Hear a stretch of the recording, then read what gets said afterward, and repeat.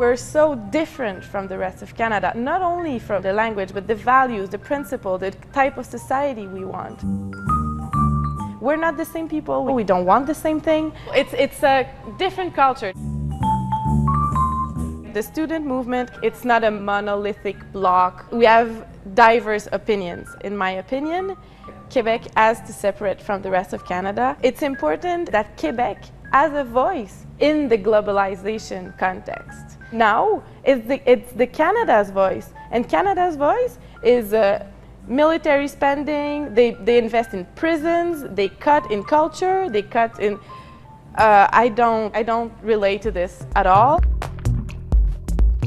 I was a student representative. I decided to join the Parti Québécois, and I'm 20, so if I'm elected, I would be the youngest representative at the National Assembly here in Quebec.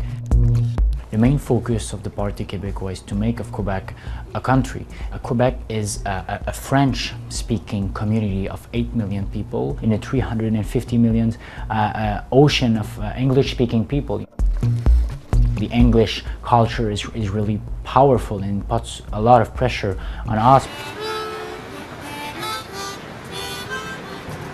Quebec is really an open-minded society, and we think that we need to fight climatic changes, and the central government of Canada decided to step out of Kyoto. Being independent, it's not closing yourself to the rest of the world. It's the opposite, it's opening yourself to the world. Merci beaucoup, bonne journée.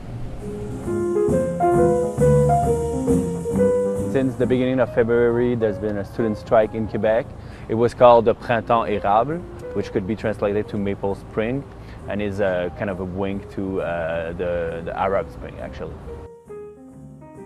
For the students, the main concern is really the tuition hike and accessibility to education. The government right now is asking us for a raise of our tuition fee. We don't agree about that. We think that the education should be free in the future.